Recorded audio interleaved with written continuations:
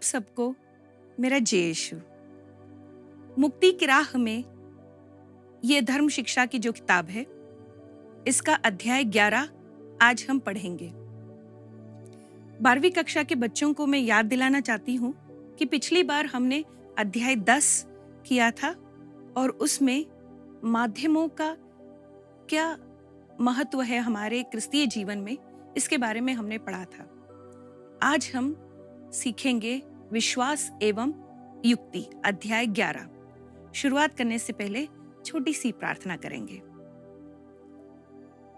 हे पिता हमारे, हमें ज्ञान दीजिए, हमें बुद्धि दीजिए कि हम आपके दिए हुए रहस्यों को दिल से समझ सके और जो भी हम सीखे वह आपकी महिमा के लिए हमारे जीवन में उसका उपयोग करें। हे प्रभु, आपके पवित्र आत्मा को भेजकर हमें ज्ञान, बुद्धि और संयम देने की कृपा कीजिए। सभी वरदानों से हमें भर दीजिए ताकि स्वर्ग राज्य के सभी रहस्यों को हम समझ सके। पिता, पुत्र, पवित्र आत्मा के नाम पर आमीन। विश्वास एवं युक्ति इस अध्याय की शुरुआत में ही एक सत्य घटना दी गई है। 2009 जनवरी 16 लगादिया एयरपोर्ट से एक हवाई जहाज उड़ान भर रही थी। अमेरिकन एयरवेज A3020 A320 उड़ान भर रही थी और उसमें 155 यात्रियों थे। 155 यात्रियों को लेकर पायलट चेल्सी यूलेनबर्गर कम से कम 3200 फीट पर जब ये उड़ान पहुंची, तब उन्होंने देखा कि उनके सामने से एक पंछियों का एक झुंड आ रहा है। कंट्रोल रूम से कोई निर्देश नहीं था कि उड़ान किस तरफ लेना है, क्या करना है, कुछ भी निर्देश नहीं मिला। पक्षियों के बारे में भी कोई निर्देश नहीं था। और देखते ही देखते ये जो पक्षियों का जो झुंड था वो आकर एरोप्लेन से टकरा गई, हवाई जहाज से टकरा गई और दोनों ही इंजन बंद पड़ गए। ये जो पायलट थे वो काफी एक्सपीरियंस्ड थे। 45 साल से वो यही काम करते आ रहे हैं। लेकिन उनके मन में भी तब शंका हुई कि क्या क्या किया जा सकता है। नीचे देखा तो रिहायशी इलाका था जहां लोग बसे थे, ऊंची ऊंची इमारत थे और बड़ी बड़ी बिल्डिंगों में आप तो जानते हैं कितने सारे लोग रहते हैं। इतने सारे लोगों को बचाना और इस एरोप्लेन को बचाना इतना आसान नहीं था। कैप्टन चेल्सी यूलेनबर्गर ने अपने मन में एक शांत प्रार्थना की। पहले तो उनके मन में एक फुसफुसाहट हुई, लेकिन बाद में उन्होंने शांत मन से एक प्रार्थना की और उनके मन में शक्ति भर गई। उस शक्ति के चलते उन्होंने न्यू जर्सी मैनहट्टन के तटों को पार कर बर्फ जमी हुई हडसन नदी में अपने हवाई जहाज को आपात लैंडिंग कर दिया। जहाज को वहीं पर उतार दिया। कोई विस्फोट नहीं हुई, ना ही वो एरोप्लेन पानी में डूबी। बिल्कुल नैया की तरह वो पानी में तैरने लगी। ये एक चमत्कार ही है, लेकिन इस चमत्कार को हम युक्ति के हिसाब से समझ नहीं सकते, ना ही इसका कोई एक्सप्लेनेशन दे सकते हैं। विश्वास के तौर पर हम इसे समझ सकते हैं। विश्वास एवं युक्ति ये एक दूसरे के पूरक हैं। विश्वास एवं युक्ति यानी धर्म एवं विज्ञान जब एक दूसरे के पूरक बनते हैं तो इससे संसार की प्रगति होती है। संसार आगे बढ़ता है, मनुष्य राशि में प्रगति होती है और विकास होता है। 1951 में संत पापा पियूस 12वें ने पॉन्टिफिकल एकेडमी ऑफ साइंसेस के सदस्यों से कहा, अगर उम्मीद के साथ विज्ञान द्वारा खोले जाने वाले हर एक द्वार के पीछे ईश्वर खड़ा है तो यह कहा जा सकता है कि उस विज्ञान ने ईश्वर का आविष्कार किया है। भौतिकी विज्ञान अपने निरीक्षण और परीक्षण द्वारा बहुत कुछ समझ सकते हैं। इस दुनिया के रहस्यों को, इसमें घटित होने वाली हर एक छोटी से छोटी कार्य को समझ सकते हैं। प्रगति विज्ञान के एक पंडित लीनियस ने कहा कि ईश्वर की छाया का दर्शन मैं हर एक सृष्ट वस्तु में देख पाता हूं और इसीलिए मैं हैरान हूं। भौतिकी विज्ञान द्वारा हम इस संसार में घटित सभी कार्यों को समझ सकते हैं और उसी के साथ हम युक्ति से हम ये बोल सकते हैं कि क्या घटित हो रहा है और क्यों घटित हो रहा है। लेकिन विश्वास भी वहां पर जरूरी है। Galileo, Kepler, Louis Pasteur, Gregor Mendel, Theodore Chardin, Albert Einstein, ये ऐसे वैज्ञानिक हैं जिन्होंने अपने जीवन काल में बहुत सारे आविष्कार किए और इन सभी आविष्कारों के लिए वह ईश्वर की महिमा करते हैं। वो इन आविष्कारों का श्रेय ईश्वर पर विश्वास को मानते हैं। एल्बर्ट आइंस्टाइन ये कहते हैं कि उन्हें ये कल्पना करना भी मुश्किल है कि ऐसा कोई वैज्ञानिक हो सकता है जिसका कोई गहरा विश्वास न हो। धर्म के बिना विज्ञान विकल है और विज्ञान के बिना धर्म अंधा है। युक्तिवादियों की गलत धारणाएं। महान वैज्ञानिकों का कहना है कि विश्वास और युक्ति एक दूसरे के पूरक हैं, लेकिन फिर भी हमें दो समस्याओं का सामना करना पड़ता है। पहला तो ये गलत धारणा है जो युक्तिवादी कहते हैं।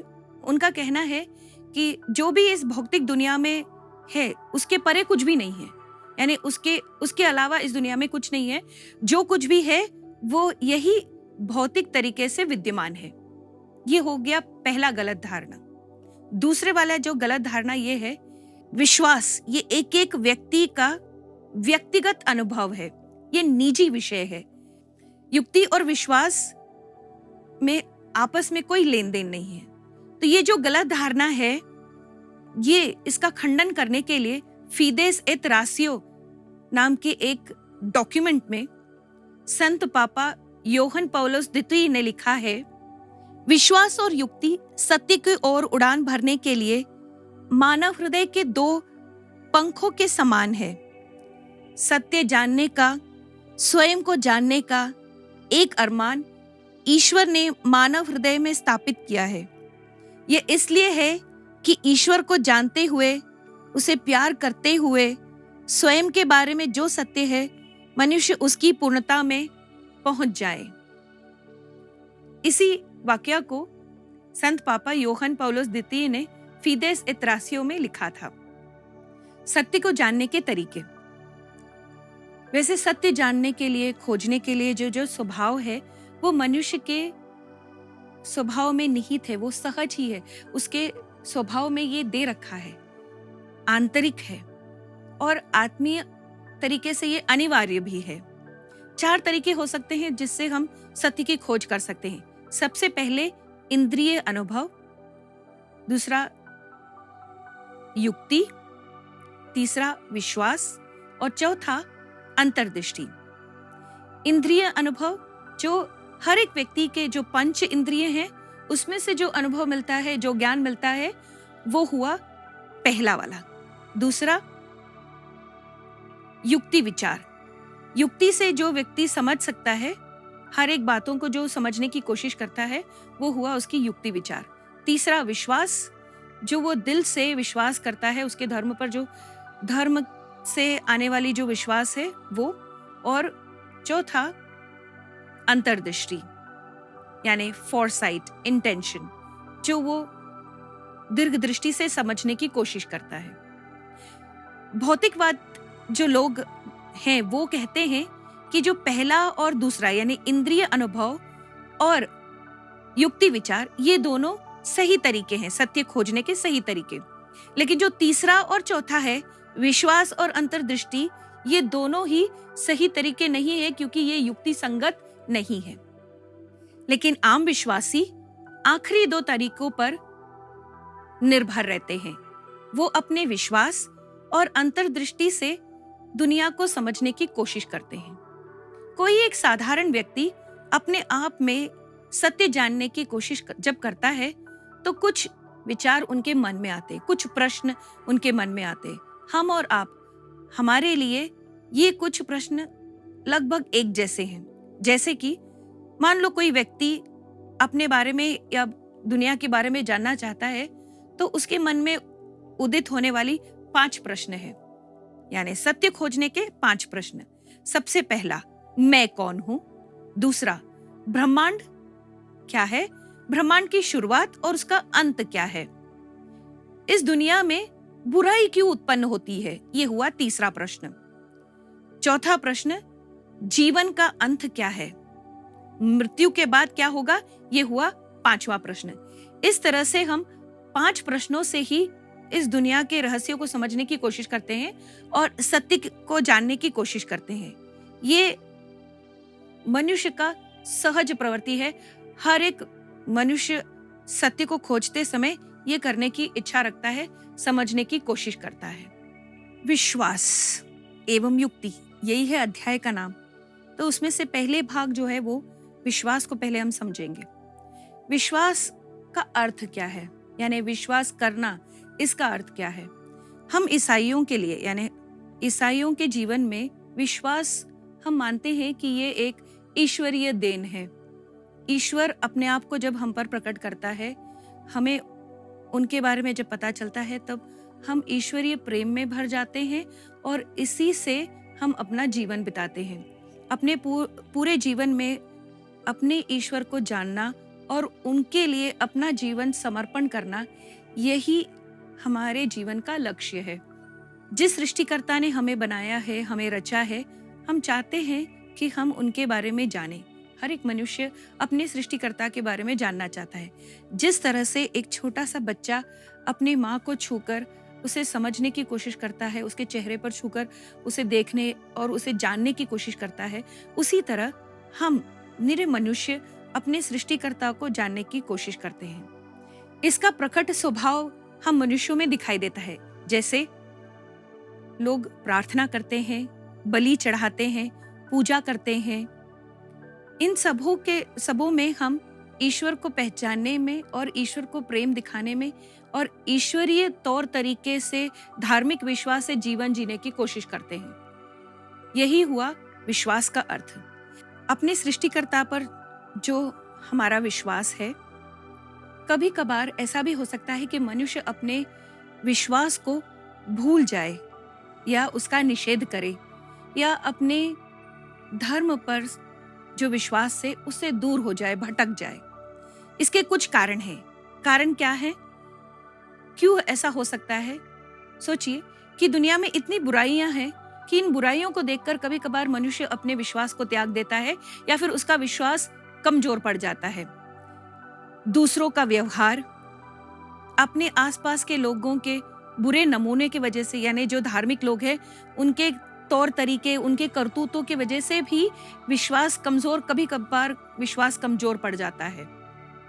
दुनिया में जो भटके हुए लोग हैं, यानी गलत विचारधाराएं हैं, ऐसे विचारधाराओं से संपर्क होने के कारण भी विश्वास कमजोर पड़ सकता है या फिर विश्वास का निषेध हो सकता है। विश्वास नहीं के बराबर भी हो सकता है।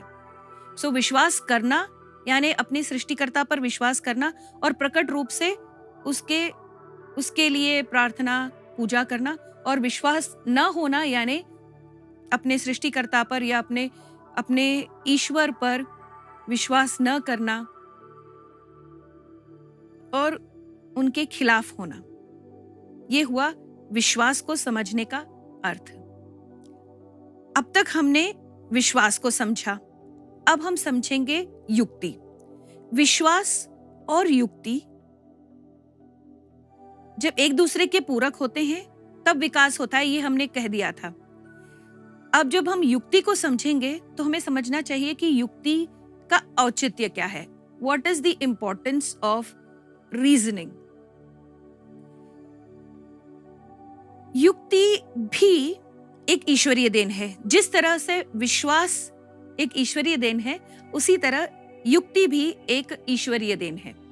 लेकिन युक्ति में हम अपनी बुद्धि का प्रयोग करते हैं। हर व्यक्ति अपने बुद्धि से जब कुछ चीज को समझने की कोशिश करता है, जैसे कार्य और कारण, कॉज एंड इफेक्ट, इनके बीच में जो संबंध है वो जब हम अपनी युक्ति से समझने की कोशिश करते हैं, इसका पर्यालोचन और विवेचन करने की कोशिश करते हैं, तब जाकर युक्ति परिपोषित होती है। युक्ति हमें वो समझ देती है कि हमारे जीवन में जो भी कार्य घटित होता है उसका कारण क्या है और आगे क्या हो सकता है। युक्तिवाद वे लोग हैं जो कहते हैं कि इस दुनिया में जो कुछ भी होता है उसे युक्ति से समझ सकते हैं। युक्ति हमें ज्ञान देता है और हमें समझाता है कि क्यों और कैसे। युक्तिवादी लोगों का यह कहना है कि जो कुछ भी हमारी दृष्टि में हमें आंखों से दिखाई देता है वह सब यथार्थ है, और जो कुछ भी युक्ति के परे हैं, यानी युक्ति के द्वारा अगर हम समझ नहीं पा रहे हैं तो वो है ही नहीं, यथार्थ ही नहीं है। ये हुआ युक्तिवादियों का समझ। युक्तिवादी ये कहते हैं कि ईश्वर पर जो विश्वास है, यानी ईश्वर, क्योंकि वो युक्ति के परे हैं, हम युक्ति से ईश्वर को नहीं समझ सकते हैं, इसीलिए वह यथार्थ नहीं है। जो कुछ भी युक्ति से समझा जा सकता है या सूक्ष्म दृष्टि से समझा जा सकता है वह यथार्थ है, और जो उसके परे है, जो युक्ति के परे हैं, वो यथार्थ नहीं है, यानी कि ईश्वर भी यथार्थ नहीं है। तो फिर ईश्वर क्या है? ये लोगों का भय और उनकी दुर्बलता का प्रकटीकरण है। यानी जो लोग भयभीत हो जाते हैं और अपने आप को दुर्बल समझते हैं, उनके लिए ईश्वर की जरूरत है, तो वो ईश्वर की कल्पना करते हैं, वरना ईश्वर कोई यथार्थ है नहीं। युक्तिवादियों का कहना है कि मनुष्य ईश्वर की कल्पना तब करता है जब वो ब्रह्मांड के रहस्यों को नहीं समझ पाता है, जब वो इस दुनिया में हो रही असह्य दुख और तकलीफ झेल नहीं पाता, तब उसे ईश्वर की कल्पना की जरूरत पड़ती है। अब हमने दोनों बातें समझ ली हैं, एक विश्वास और एक युक्ति। जब हम जोड़कर उसे देखें तो ये हुआ युक्ति संगत विश्वास, यानी युक्ति के साथ साथ विश्वास। Faith with reasoning, reason with faith. जब हम दोनों को साथ में डालते हैं तब जाकर हमारे विश्वास को बढ़ावा मिलता है। युक्ति संगत विश्वास। युक्ति संगत विश्वास। कई वैज्ञानिकों का यह कहना है कि जो युक्तिवादी है उनके अल्प ज्ञान खतरनाक है, क्योंकि इस दुनिया के सभी सृष्ट वस्तुओं में ईश्वर का एक प्रतिबिंब है। There is a reflection of God in every created thing on this earth. स्तोत्र ग्रंथ में स्तोत्र 8 में लिखा गया है कि दुनिया में सभी वस्तुओं में ईश्वर की आभा भरपूर है, ईश्वर की आभा प्रतिबिंबित है। सूक्ष्म दृष्टि से देखा जाए तो हम ईश्वर को पहचान सकते हैं सभी सृष्ट वस्तुओं में, इसीलिए तो हम ईश्वर का दर्शन कर सकते हैं। हर मनुष्य और उसके कार्य ईश्वर की ओर ले जाने वाले होने चाहिए। युक्ति उसे ईश्वर की ओर ले जानी चाहिए। युक्ति के द्वारा हर इंसान का विश्वास बढ़ना चाहिए। इसलिए युक्ति विश्वास के संगत जब होता है तब वह मनुष्य का विकास करती है, यानी धर्म जब विज्ञान के साथ संगति में रहता है तो मनुष्य का विकास होता है। इसे कैसे कर सकते हैं? इसके 5 मार्ग हैं। इन 5 मार्गों को अगर हम समझ जाते हैं तो हम समझ सकते हैं कि युक्ति और विश्वास हमारे जीवन में, विशेषकर ईसाइयों के जीवन में, किस तरह से ये महत्वपूर्ण बन जाता है। युक्ति संगत विश्वास के 5 मार्ग अगला हम ये देखेंगे। पहली वेटिकन महासभा की शिक्षा है कि मानव बुद्धि ईश्वर के अस्तित्व को समझने में सक्षम है। मानव की सहज बुद्धि सृष्ट वस्तुओं के सहारे हमारे सृष्टिकर्ता एवं प्रभु एकमात्र सत्य ईश्वर को निसंकोच जानने में सक्षम है। संत थॉमस एक्विनस ने अपने किताब में ईश्वर के अस्तित्व के 5 तर्क दिए हैं। उसमें से पहला वाला तर्क, हम देखते हैं कि यह ब्रह्मांड गतिशील है, ये ब्रह्मांड चल रहा है, इसके अंदर के कार्य, विभिन्न कार्य चलते रहते हैं। इस ब्रह्मांड को गतिशील अगर किसी ने बनाया है तो वो ईश्वर है। ईश्वर ने ब्रह्मांड को गतिशील बनाया है। दूसरा, कोई भी वस्तु अपने उद्भव का कारण नहीं बन सकता, यानी कोई अपने आप का उद्भव नहीं कर सकता। कोई भी वस्तु का कोई उद्भव कारण होता है। हर एक वस्तु का अपना अपना उद्भव कारण होता है। इसी तरह ब्रह्मांड का भी, यानी पूरे दुनिया का भी एक उद्भव का कारण होगा, और वह कारण ईश्वर ही है। ईश्वर ने ब्रह्मांड का उद्भव किया है। तीसरा तर्क, हम जानते हैं कि इस दुनिया के, यानी इस ब्रह्मांड के सभी वस्तु नश्वर है। सभी वस्तु का कोई आरंभ है और इसका कोई अंत है।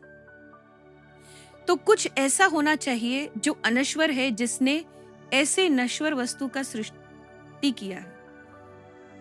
यानी जो नश्वर चीजें हैं उसकी शुरुआत, उसका कारण एक अनश्वर कार्य होगा, अनश्वर चीज होगा। वो है, इस अनश्वर सत्ता का नाम हम कहेंगे ईश्वर।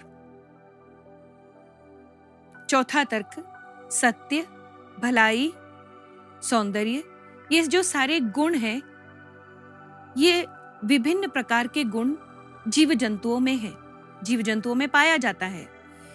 ये जो विभिन्न प्रकार के जो गुण हैं, वो अलग अलग मात्रा में जीव जंतुओं में पाए जाते हैं। यानी कि इसे अलग अलग मात्रा में जीव जंतुओं में भरना कैसा संभव है? ये ईश्वर ही है जो कि जिसमें सारे गुण भरे हुए हैं, और उनके सभी गुणों से अलग अलग मात्रा में सृष्ट वस्तुओं में ये गुणों को पाया गया है। पांचवा तर्क, जैसे बाण एक लक्ष्य की ओर जाता है, उसी तरह हम देखते हैं कि इस चराचर में, यानी इस ब्रह्मांड में सभी चीजों का एक लक्ष्य है। लक्ष्य की ओर चलते हुए नजर आ रहे हैं सभी कार्य, सभी सृष्ट वस्तु, सभी जीव जंतु। अगर ऐसा है कि अगर सब कुछ एक लक्ष्य में जा रहा है, तो कोई ऐसा होगा जो कि इस ब्रह्मांड को, इस चराचर को एक लक्ष्य दे रहा है, और वो है ईश्वर। ईश्वर ही वह है, वो कारण है जो कि ब्रह्मांड या पूरी सृष्टि एक लक्ष्य की ओर चल रही है। तो इन सभी 5 तर्कों को अगर साथ में देखते हैं तो ये समझ में आता है कि ईश्वर सब, यानी पूरी दुनिया में, इस ब्रह्मांड में, सृष्ट वस्तुओं में ईश्वर की आभा भरपूर पाई गई है। ईश्वर का वो प्रेम प्रतिबिंबित है। इसलिए हमें अपने युक्ति का सहारा लेकर हमारे विश्वास को बढ़ाना जरूरी है। तो हमारे विश्वास के लिए हमारी युक्ति का सहारा लेते हुए हम आगे बढ़ेंगे। हमारे विश्वास के जीवन में हम युक्ति का सहारा लेकर आगे बढ़ते रहेंगे।